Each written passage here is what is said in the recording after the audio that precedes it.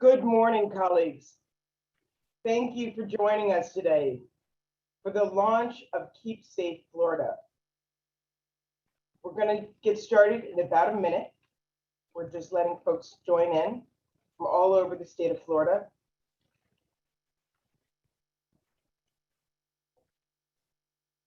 Please, those of you that have joined, in the chat, introduce yourself. Tell us where you're calling from. We'd love to hear from you. Please use the Q&A for questions, and we'll try to get to those as we can through the program. Welcome, Mendy. Yeah, tell us who you are. Where are you calling from? All across Florida. We're happy that you're with us. Nice to see you, Jill. My name's Lori Schumann. I'm the Director of Climate and Sustainability for Enterprise Community Partners Capital Division, and I'm so happy to be with you today. Good morning, Gladys. Tell us where you're calling from, Ashley. All across Florida, we're joined by colleagues and partners from Orlando to Tampa, St. Petersburg, Tallahassee, Miami, the Keys. Thank you so much. And I think we're going to get started. Greetings, everyone. Thank you for joining us today. We're really excited to introduce a really robust program where we're going to be featuring leaders from across Florida to talk with you about this wonderful program and support that we've been able to develop and design and provide to you. We're going to go through this program over the next hour. You can hear from leaders talking about the importance of affordable housing and the importance of protecting affordable housing from climate risk. Thank you. Keep telling us who you are and introduce yourself. Next slide, please.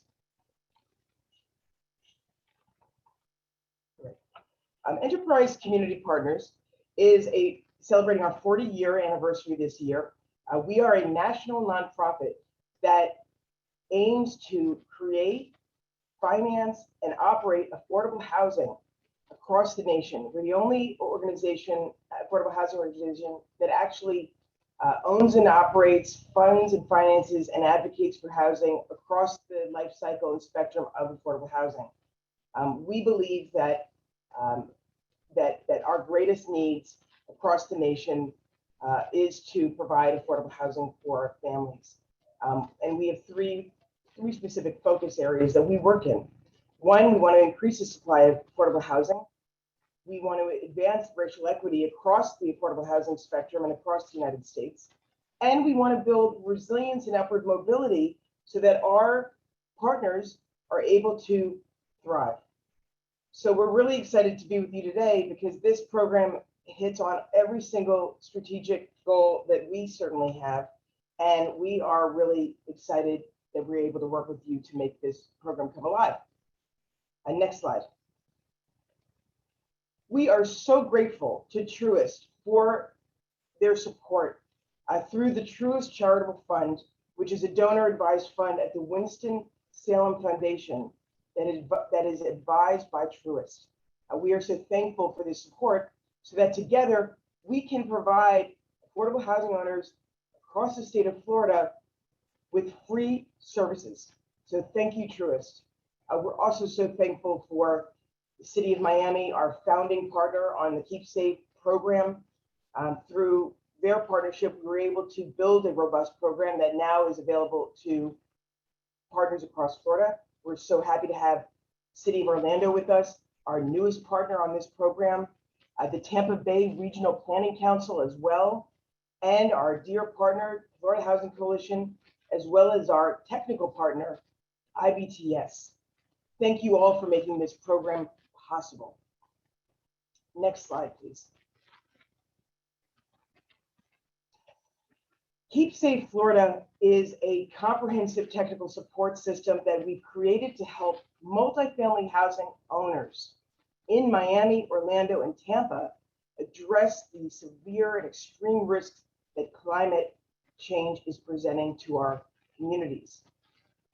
Through this program, and you'll hear about it today, we're going to be helping you not only set your priorities, but actually go under the hood and identify what are the climate risks that impact your buildings. We're going to help you act and finance this activity to retrofit your properties. And we're also setting up a peer network that will help peers across Florida in these programs work with each other to figure out how to deal with some of these challenges. This program is really a call to action for all of us who care about the future of Florida's affordable housing and all the communities and economies that depend on this housing stock to house workforce, service workers, older adults, and families. As communities across Florida suffer multiple events in shorter and shorter periods of time, it's important we get ahead of this event and all of the hurricanes and extreme weather events that are plaguing our communities. The financial cost of these disasters for affordable housing is dire. Florida already has a shortage of 500,000 affordable housing units.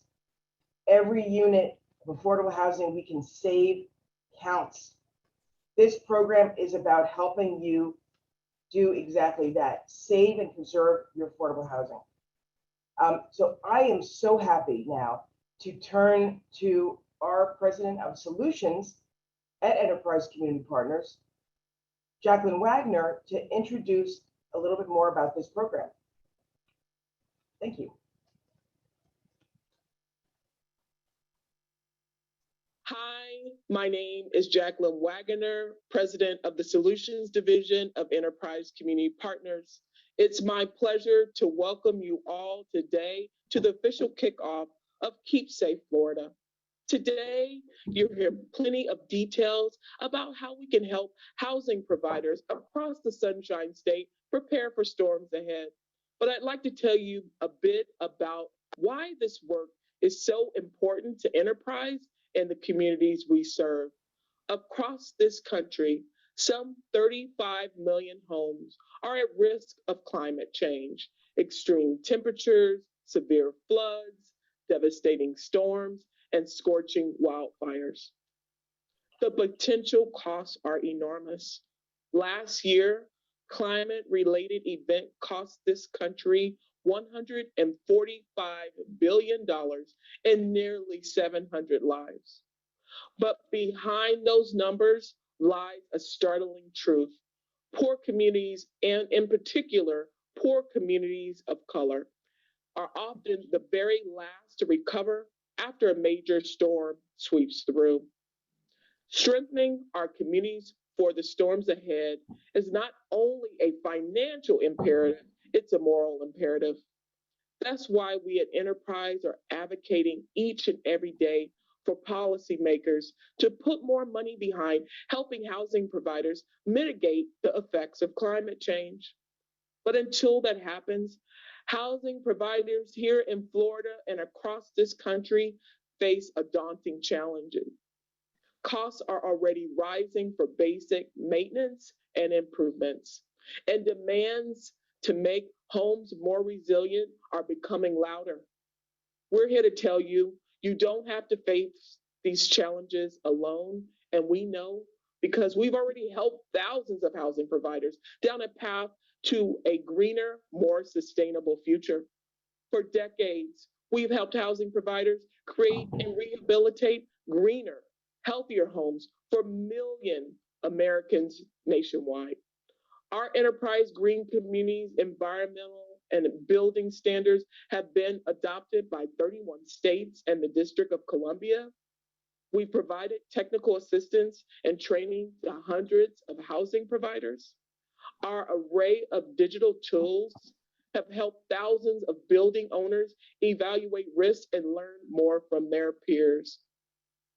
We've helped housing providers and property owners chart business continuity plans to minimize impacts on residents in the event of a disaster.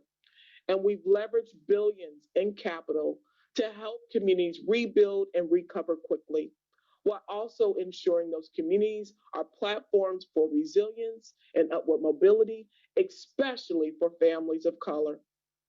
I tell you this story because we know from experience it can be done, and we are here to help.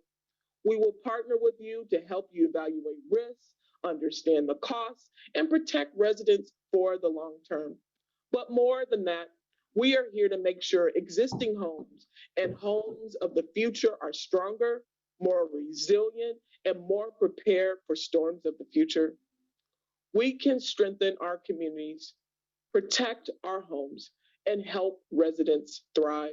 In fact, we can't afford not to. Thank you.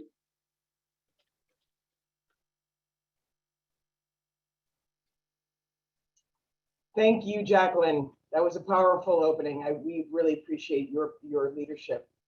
I am so happy now and thankful to introduce Heidi Schuno, who is the Senior Vice President with Truist, our funder, to share a few words. We're grateful to Truist for your support through the Truist Charitable Fund, and welcome, Heidi. Thank you. Good morning. That's a tough act to follow, but it is great to virtually see so many Florida communities represented today. And the statistics shared already this morning really speak to why Truist is proud to partner with Enterprise Community Partners to support the launch and delivery of Keep Florida Safe. This initiative is a clear demonstration of our purpose, which is to inspire and build better lives in communities. We understand that in order for our low to moderate income communities to thrive, they need access to a variety of tools and resources. In Florida specifically, the need to preserve and protect the already limited affordable housing inventory is even more difficult given the unique climate challenges in the state. Our low to moderate income communities are typically the most vulnerable and at risk when climate events occur. And you've already heard some of those staggering statistics. It is important that partners from across the state and region collaborate to deliver solutions that build a stronger affordable housing infrastructure. And this needs to not only be an infrastructure that rebounds in a more timely manner after a climate event, but it also needs to adapt and even thrive as climate conditions continue to change. Truist is invested in being a part of that collaboration to create thriving, resilient communities. And again, we thank Enterprise Community Partners for the opportunity to be a part of this program, and we're proud to help move this initiative forward, and we look forward to helping our communities become more sustainable and resilient. So thank you for the opportunity. Thank you so much, Heidi. We appreciate your partnership. Now I am so happy and honored to be able to present leaders from across the 3 regions that we've partnered with on Keep Safe Florida. We have with us today Council Commissioner Hill, who is with the City of Orlando, District 5. We also have Councilmember Brandy Gabbard, who's with St. Petersburg, District 2. And we have Commissioner Ken Russell, who is with City of Miami, District 2. Welcome.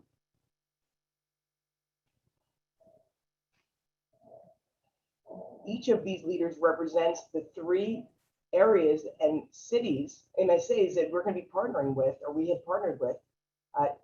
These are the 3 MSAs that will be receiving localized and very strategic support. So everyone on this call from any of these MSAs will be available to join one of the programs and opportunities that we are putting forward in Keep Safe Florida. And so now we'd like to move into our discussion and panel with our leaders.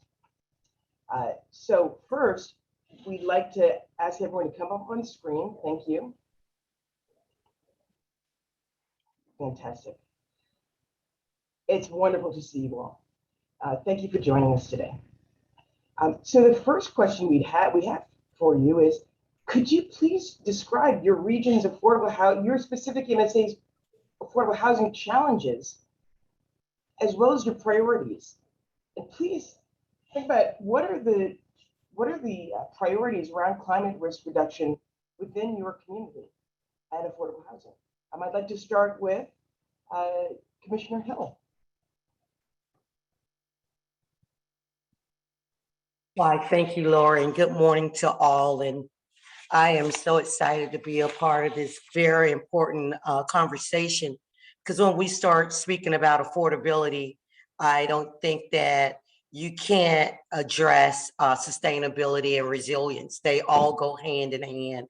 And I will address, well, when we start talking about affordable availability and affordability, both are key challenges here in our community, and I must say is a priority of Mayor Dyer and our council here in the city of Orlando.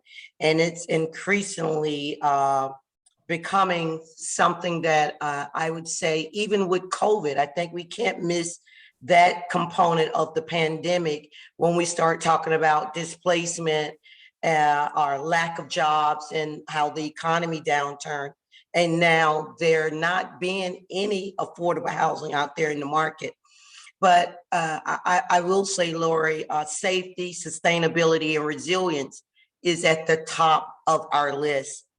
I'm proud to say through Mayor Dyer's leadership and council assistance in my particular district, we've been able in the last 5 years to create over 1,600 affordable multifamily units. But soon as we build them, it's not enough. Soon as we cut the ribbon, there's a waiting list for 2 to 3 years. And so this conversation is very much needed. And thank you for pushing this initiative forward and all the years that you have been continuing this conversation. We're still experiencing the impacts of a changing climate with severe heat, as was stated. I would say extreme storms that presented health and safety hazards, and being a haven to climate refugees. We had the impact of Hurricane Maria there and the nearby islands that sit around Central Florida. I just left Puerto Rico from a commerce trip last evening.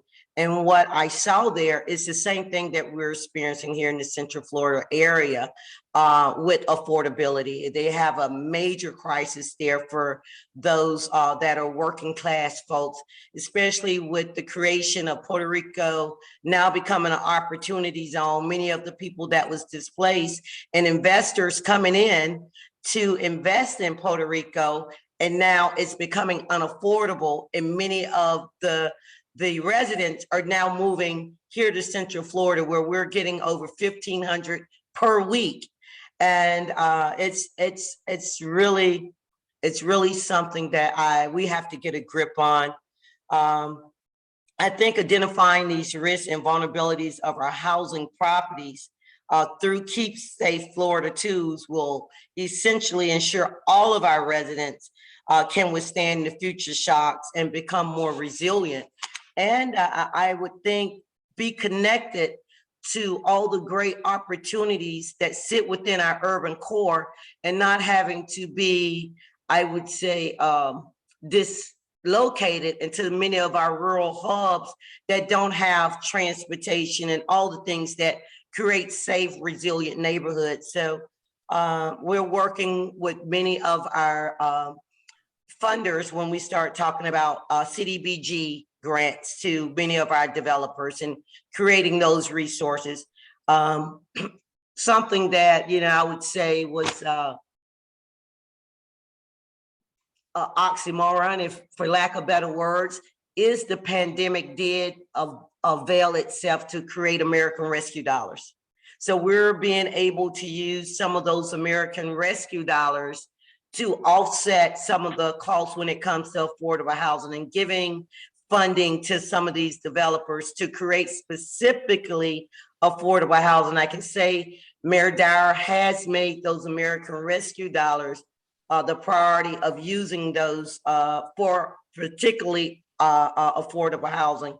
And we're fortunate enough to have a very lucrative CRA, and we're using the majority of our CRA dollars and SHIP dollars to use for affordable housing.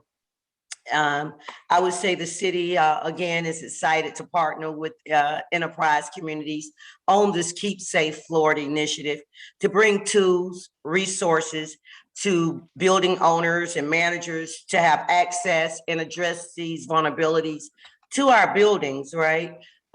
We do believe in single family home ownership that's affordable. But in order to really attack this affordable crisis, we have to continue to build more multifamily housing. The residents rely on our building managers and us as a whole when we start talking about municipalities to ensure to keep housing safe. And now our community will have these additional tools to increase resilience and growing in this risk of climate change and natural disasters, what we know Florida sees most than all. And then the more the property owners are aware of these tools and these vulnerabilities, my hope is that they will prioritize this affordable housing versus market rate, which we know is what many of the developers are going to.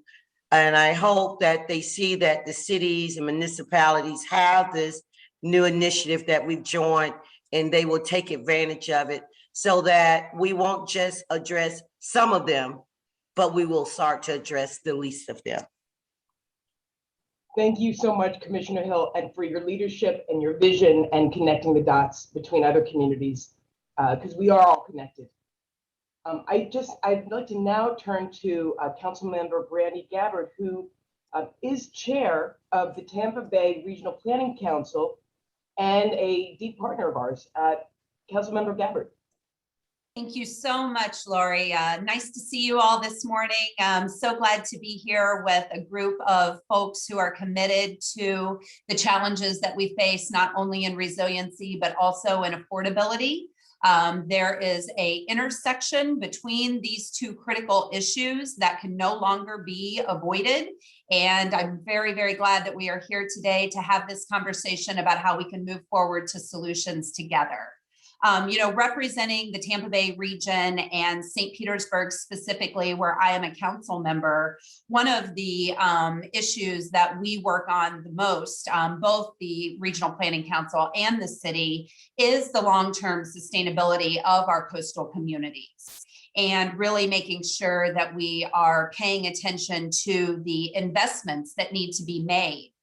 We just had our second Regional Resiliency Summit, of which we discussed over $13 billion in investment, of which needs to be made across the Tampa Bay region. There's an economic case for doing so.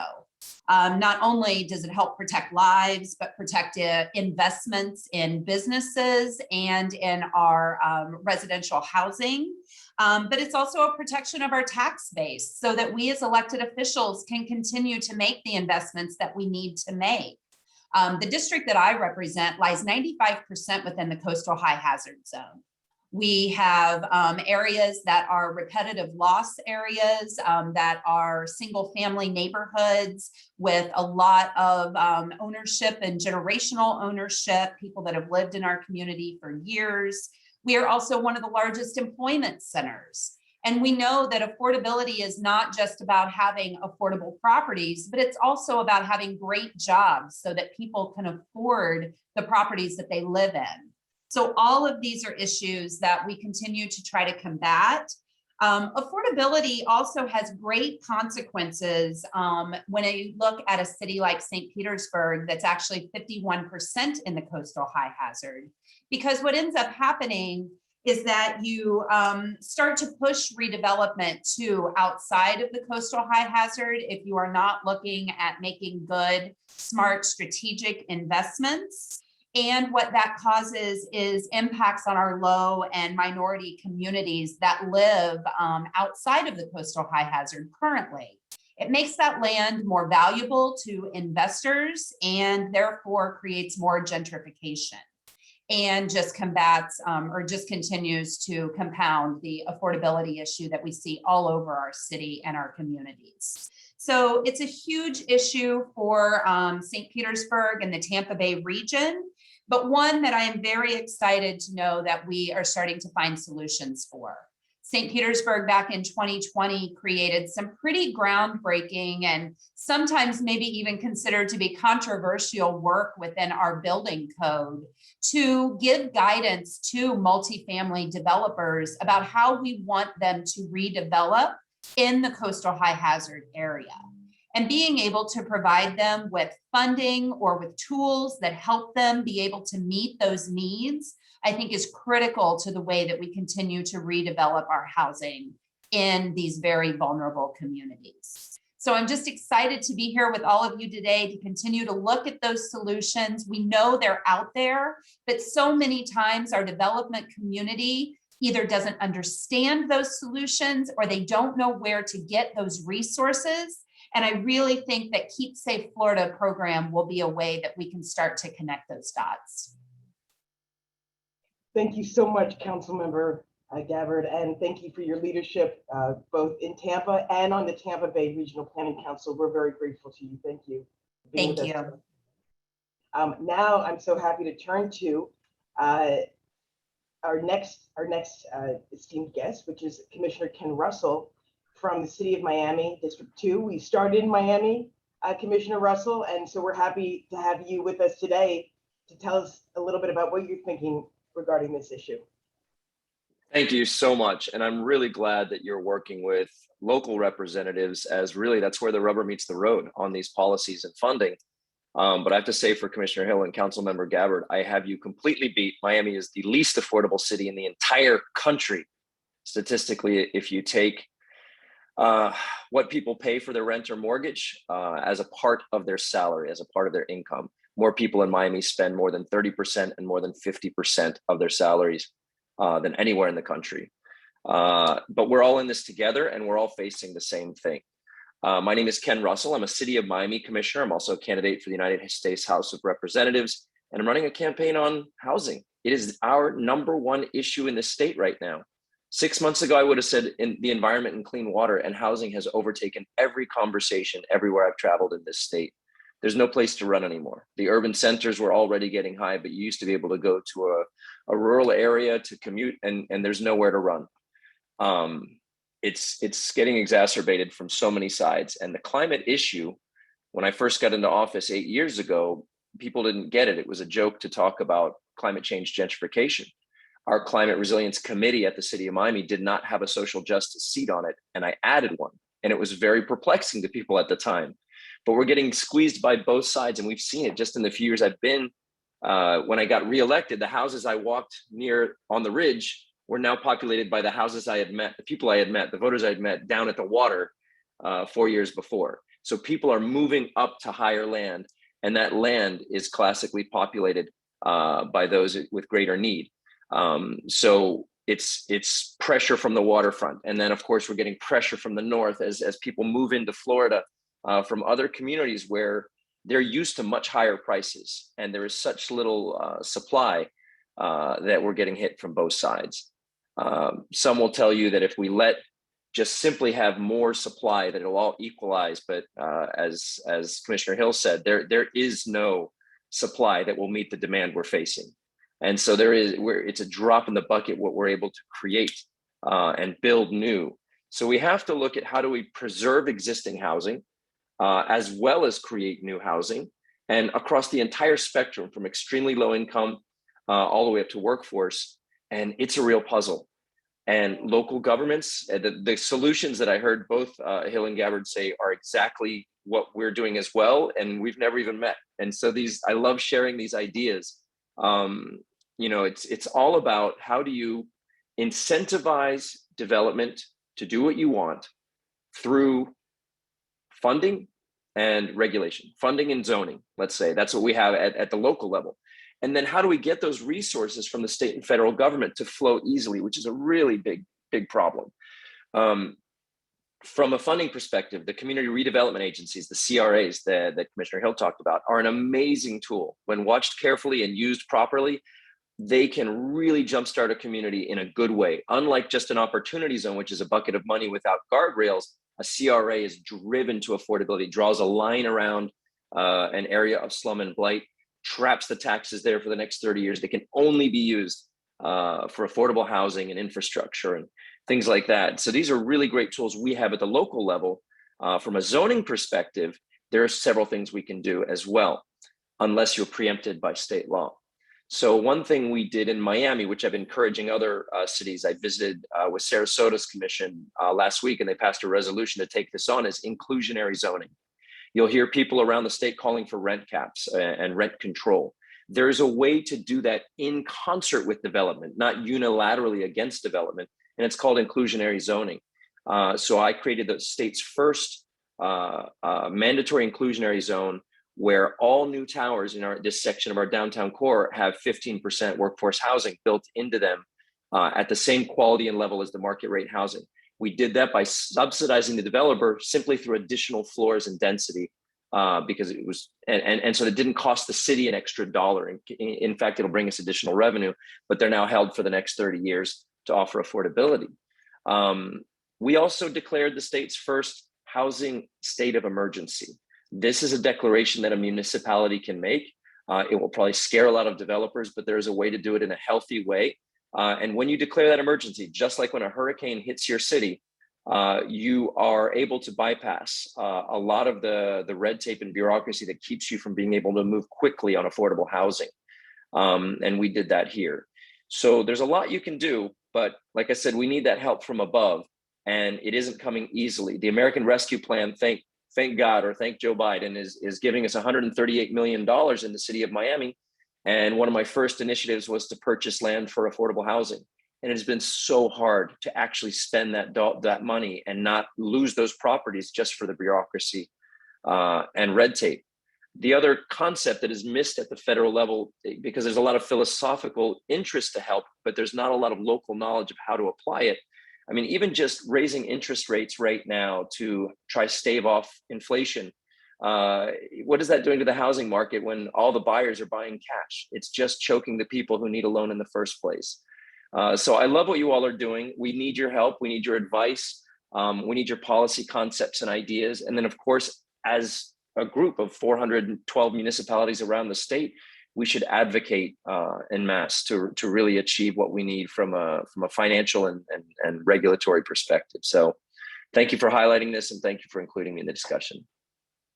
Thank you so much, Commissioner Russell, for your leadership, and congratulations and good luck on your run for Congress. And we are also really excited about your proposals. Yes, we need carrots and sticks, and we need to address these issues. I want to thank Commissioner Hill. I want to also thank Councilmember Gabbard for being with us today. We have a lot of work to do together and a lot of work and efforts that we need to partner up on. So thank you so much for being with us today. I also want to have a special call out to Chris Castro, who's the Director of the Office of Sustainability and Resiliency for the City of Orlando. Your leadership with us is critical to making this a success, as well as John Klopp, who's the Resiliency Programs Manager for the City of Miami. And of course, we would not be here today without the incredible support of CJ, who is with the Tampa Bay Regional Planning Council and is one of the incredible leaders across state on resiliency. And we're so grateful to everyone for your partnership today and making this program come to life.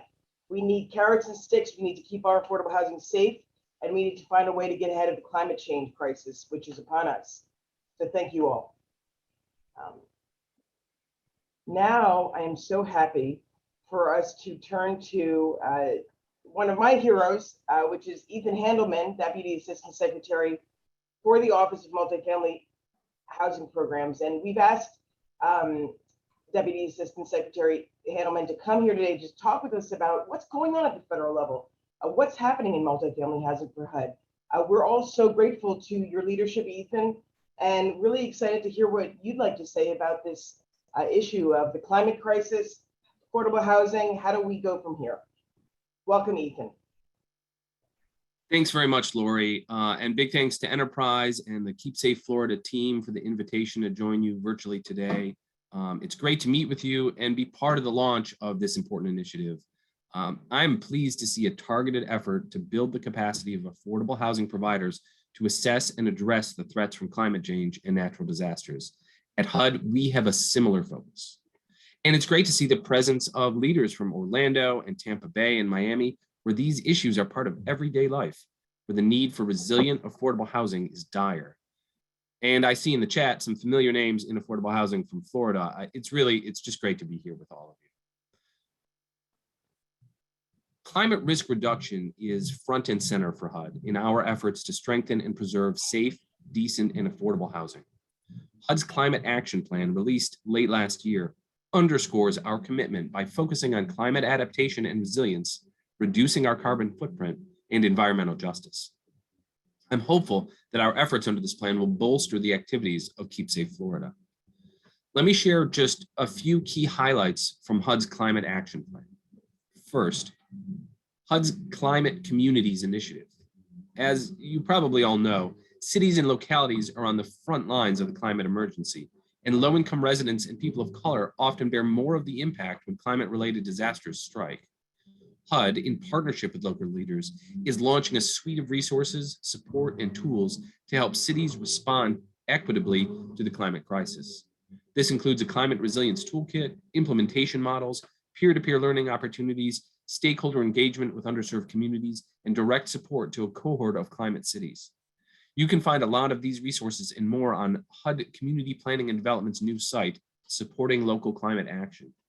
Along with the flexible block grant funding that local governments already receive, this concerted effort will help cities focus climate action on the needs of the most vulnerable and further climate justice. Second is we're mapping a path forward. We can't manage what we can't measure. HUD will undertake efforts to increase data availability related to building performance and energy usage, as well as data related to climate risk, both financial and physical, in HUD's portfolio. HUD is announcing a commitment to the creation of an equitable decarbonization roadmap.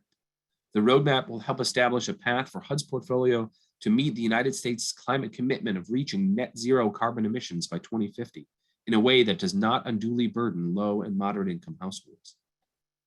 Third, strengthening resilience. HUD will continue to update our CDBG disaster recovery grant requirements to include a greater emphasis on climate mitigation, equity, and green building. Most recently, HUD published a consolidated notice for its 2020 and 2021 DR grantees. The consolidated notice seeks to advance equitable distribution of assistance, including planning for targeted assistance to residents of underserved communities who have been historically marginalized and can be adversely affected by disasters that often make existing inequities worse. HUD is also updating its floodplain requirements in alignment with the federal flood risk management standard. It's focused on sustainable disaster recovery efforts in communities across the country, including Puerto Rico and the US Virgin Islands. And earlier this year, HUD joined with the Departments of Energy, Health and Human Services, and the government of Puerto Rico to commit to sustainable rebuilding of the electric grid. Jurisdictions will be supported in these updated requirements with technical assistance from the department. And fourth, green building and electrification. Too often, low-income households and communities of color are treated as an afterthought when it comes to advancing technology and green building. HUD will align building and substantial rehabilitation incentives and requirements with energy efficiency and equitable decarbonization goals, including the requirement of new construction with new funds to achieve green building standards. HUD will also finalize rulemaking requiring strengthened minimum energy standards as required by statute. This will ensure that HUD-assisted households are not left behind as we shift to a low-carbon future. As part of all of these efforts, the multifamily office at HUD, that's what I run, continues to explore ways to support housing providers in making their HUD-assisted properties more energy efficient and resilient. In addition to responding to the climate crisis, such investments lead to immediate utility savings for both owners and residents, as well as making units more comfortable and safer. For multifamily properties, FHA, the Federal Housing Administration, offers a green mortgage insurance premium, which encourages applicants for FHA-insured mortgages to upgrade and maintain a property's energy performance in exchange for reduced FHA mortgage insurance premiums. In addition to providing financial incentives for green building within our multifamily portfolio, we also want to empower owners with the tools and information they need to assess energy-saving opportunities in their physical and financial climate risk to make smarter investment decisions and to address rising insurance costs. We've also been working with the Department of Energy to better ensure that multifamily properties benefit from the federal government's growing investment in weatherization, a tool for providing no-cost energy-saving upgrades and other critical improvements for low-income households. The goals to expand these efforts are also reflected in the President's budget proposal for FY 2023. We requested funding to support housing providers in their efforts to benchmark their energy consumption. With a better understanding of their building's energy performance relative to similar properties, owners are more aware of the opportunities to reduce energy and operating expenses. We also requested funds for grants and low-cost loans to allow owners to focus on energy and water efficiency and preparing for climate hazards, both reducing residents and properties' exposure to hazards and protecting life, livability, and property when disaster strikes. This effort would provide the opportunity to apply newer greening and climate resilience strategies not yet implemented at scale in the multifamily housing sector. So thank you again to Lori and Sarah for coordinating this launch event and for inviting me. We appreciate the opportunity and look forward to continuing to work together to ensure that our country's affordable housing stock is resilient in the face of more frequent and severe climate-induced weather events. And I want to reiterate HUD's commitment to furthering resilient, affordable housing. As this event shows, Florida is at the forefront. HUD is here to support and learn alongside you as together we identify ways for building owners and communities to strengthen their assets and to protect their residents. With that, let me hand it back to Lori, which with much thanks. Thank you so much, Ethan. Really appreciate you being here with us today. My name is Sarah Haas, and I'm a Senior Director with Enterprise Community Partners in our Southeast market. Again, thank you everyone for being with us today. I am excited to introduce our next speaker. Jamie Ross is the President and CEO of the Florida Housing Coalition. And Jamie's work includes all forms of legislative and administrative advocacy and education related to the planning and financing of affordable housing. Jamie initiated the broad-based coalition that successfully advocated the passage of the William E. Sadowski Affordable Housing Act, providing a dedicated revenue source for affordable housing in Florida. And that's something that is a model for the country. Thank you so much for joining us today, Jamie. The Florida Housing Coalition is a key partner in our Keep Safe Florida work. I want to give a quick shout out to Gladys Cook for your steadfast partnership and leadership. Thank you so much. And Jamie, I will pass to you.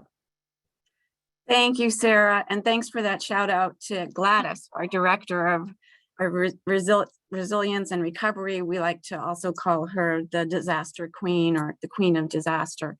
So the Florida Housing Coalition, we've been working with enterprise partners for so long. It's our 40th anniversary this year as well.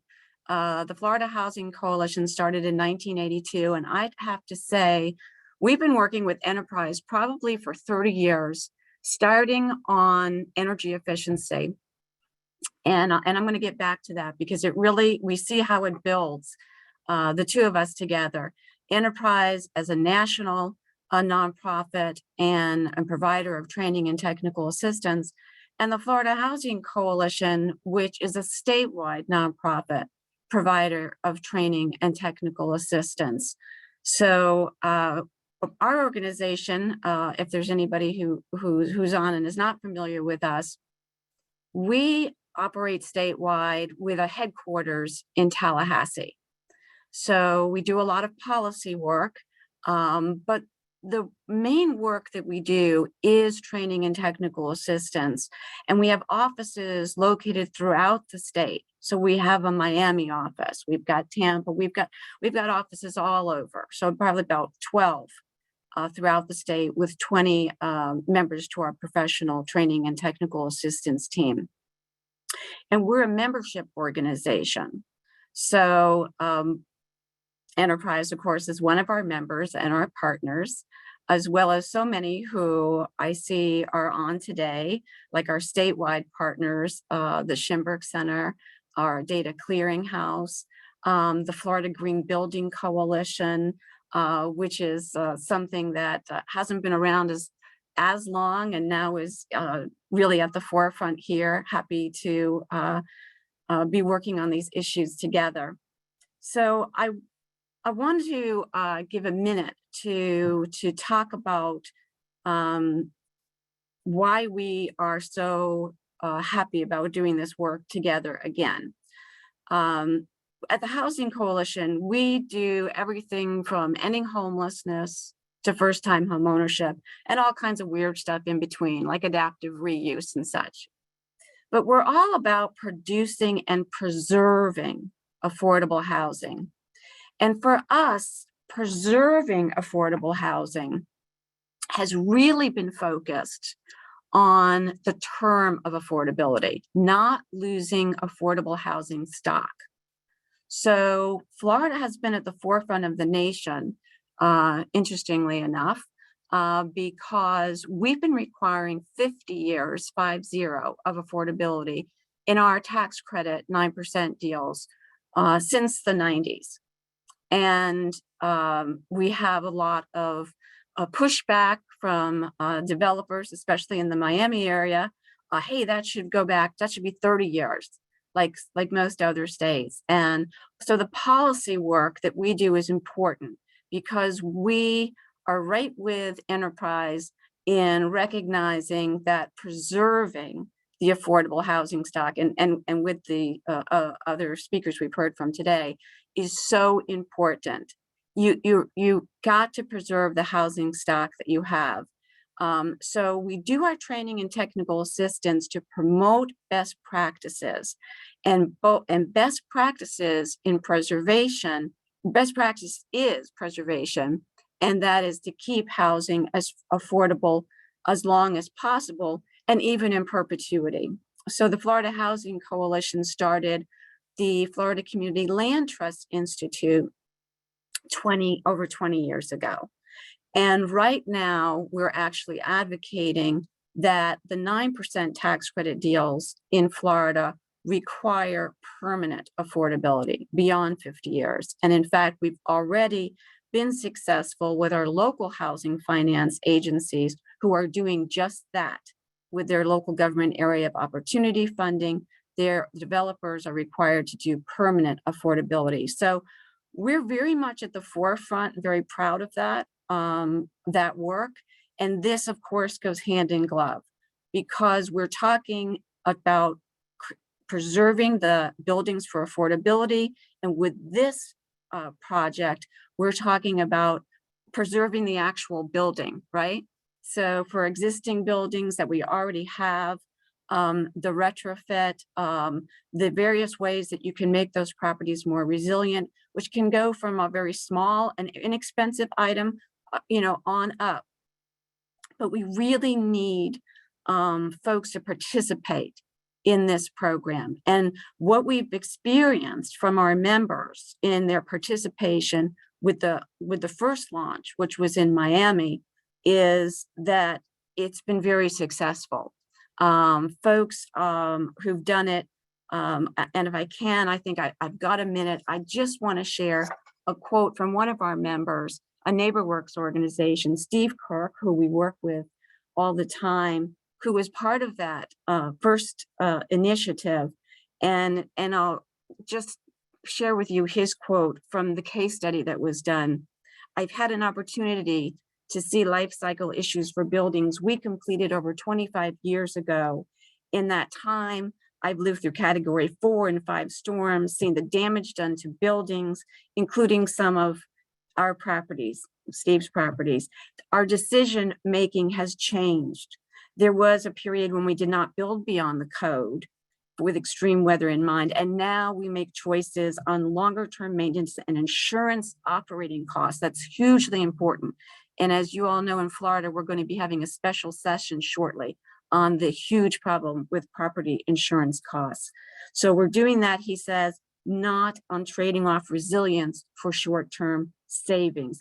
And he says, we're doubling down on resilience. We make the same resilience investments inland in Gainesville as we do in Miami-Dade. And I think that testimony really, really says it all. So I want to encourage all of our members who are in the geographies being served to join in this Enterprise Keep Safe Florida initiative. I think that it will pay off not just for them, for you, the developer, but will help us, the Florida Housing Coalition, at the state level and Enterprise at the national level to make more policy changes, get more funding to be able to address these issues. And that's critically important. And I'm so glad that ARPA was brought up by Council Member Hill. that's critically important. I want to give a shout out also to Council Member Brandy Gabbard, because St. Petersburg is using 76% of their ARPA funding on affordable housing. They're our leader in the state, and we're encouraging everyone to not miss this once in a lifetime opportunity to use the maximum amount you can in ARPA on affordable housing. So I think with that, I've probably used up my time, but please, Sarah, indulge me one more minute. We're so excited about this also because it so aligns with a major initiative that we launched in February of 2021, which is our Center for Racial Equity.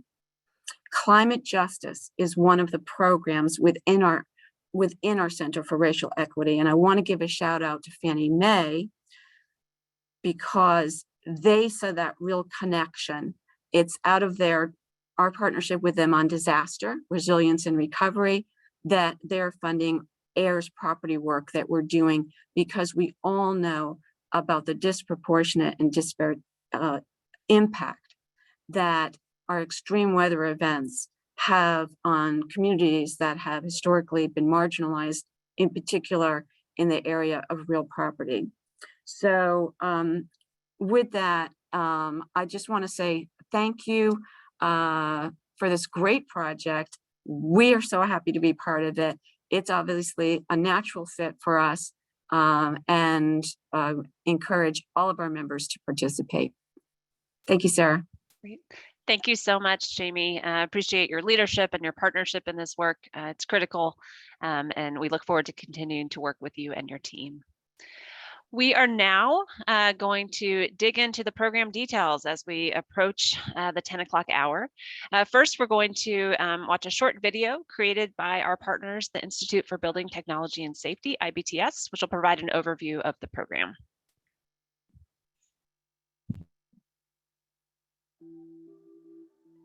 Thanks to the support of the Truist Charitable Fund, a donor-advised fund at the Winston-Salem Foundation advised by Truist, Enterprise Community Partners, the City of Miami, the City of Orlando, Tampa Bay Regional Planning Council, the Florida Housing Coalition, and IBTS have developed Keep Safe Florida to equip affordable multifamily property developers, owners, and operators with tools to assess their buildings' resilience to climate change and natural disasters, and provide them with actionable strategies and funding guidance to address these vulnerabilities. Enterprise has partnered with the Institute for Building Technology and Safety to provide an easy-to-use, robust online interface for users to access the Keep Safe Florida Building Protect with BitQM tool.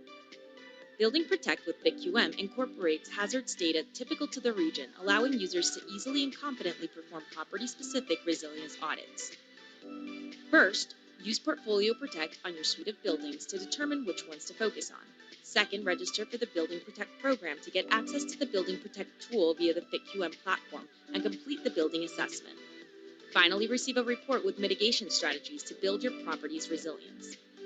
Upon logging in to Building Protect with BitQM, your building records are already available and ready for you to begin the assessments.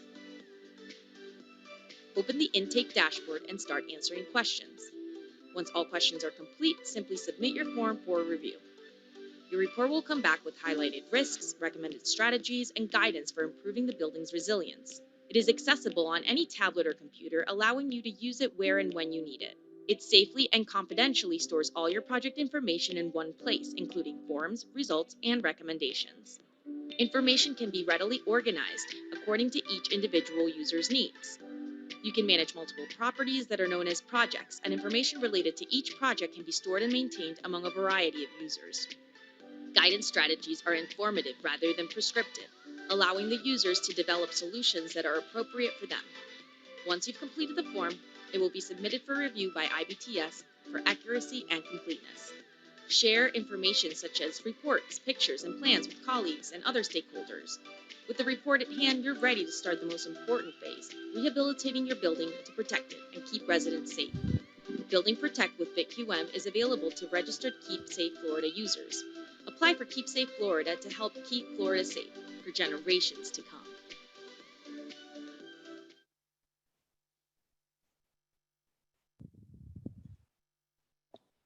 All right, thanks so much. And big thank you to IBTS for creating that great video. So I'd now like to give you all an overview of the program. Keep Safe Florida, open today for application, is a comprehensive technical support system created to help affordable housing owners in the Miami, Tampa, and Orlando regions with the tools and resources to assess and address threats from climate change and natural disasters. This program is available to affordable multifamily property owners and operators. These are buildings with 4 or more units that serve 50% or more residents at 80% AMI and below. So our focus here is affordable multifamily properties, but this could be anything from your traditional subsidized properties with low-income housing tax credits to a privately owned 4 to 5 unit building in the core of a city. We have 2 options this year with Keep Safe Florida.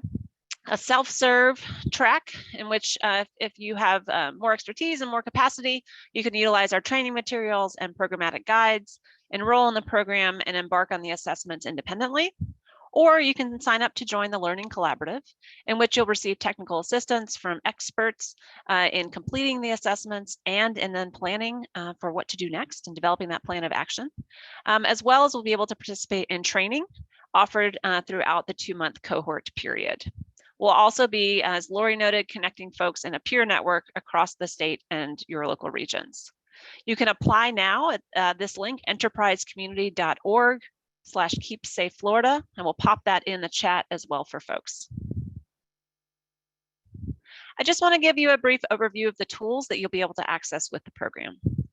Portfolio Protect is a national tool, which is available now and is actually being updated as well, that allows users to look at a single address or compare multiple properties at once to assess which ones might be at a higher risk than others. This is a spatial tool, so it's based on where your property is located. And it would enable you to then determine which of your properties, if you have a portfolio, you might want to dive deeper into in a building assessment. You can go and enter your address into the tool. You can also enter multiple addresses at once. And then you're going to get results to provide detail around a variety of factors, such as flooding, sea level rise, social vulnerability, and more. We are now expanding and updating this tool to include additional national hazards, and it will relaunch in late May as we move forward with Keep Safe Florida. The Building Protect team is the core team tool for the Keep Safe Florida program, developed in partnership with IBTS. This tool walks users through a self-guided assessment of your building through a series of 65 odd questions and an online tool, as you saw through the IBTS video, which assesses climate change hazards for buildings that are, we feel like those are the hazards buildings are most vulnerable to in the region. Flooding, including storm surge, sea level rise, rain, river as well. Extreme wind events, extreme heat really topped our list. We've also are focusing on health issues as well as community and operational issues. We know that any review of vulnerabilities must take residents into account. After you complete this assessment, each user will receive a report that is specific to your property, provide you with an informative summary highlighting those vulnerabilities, providing also criticalities, as well as links to additional content and detail to help you with making that plan for what to do next and actually incorporating these actions into, for example, your ongoing maintenance, a larger recapitalization or rehab, or some one-off improvements you may be able to fund through other efforts. We are launching this program today, so thank you so much for joining us. Applications are now open for the self-serve track as well as the Learning Collaborative. The Learning Collaborative will launch on June 8th with our first training, and we'll be actually offering 3 cohorts this year with this program. The first opportunity will occur in June and July. The second will occur in August and September, and the third in October and November. So those applications are open now for our first collaborative, and that 8-week period applies both to the self-serve track and the Learning Collaborative option. Really excited to get this program out to the field. Encourage everyone to go to the website, apply now, share this with your partners, and feel free to reach out directly to myself, Sarah Haas, Senior Director in our Southeast Market of Enterprise. Really excited to partner with the Enterprise team and all of our partners on this work. So we are at exactly 10 o'clock. We will be following up with everyone with the recording of this session and also additional details on the application link and other. For folks that did include questions, some of those I think did get answered live, and we'll be following up with folks on other questions we weren't able to get to today since we are at time. But again, I want to thank everyone for joining us. Please share Keep Safe Florida with your partners. We look forward to working with everyone as we move forward. And thank you again. Have a great day.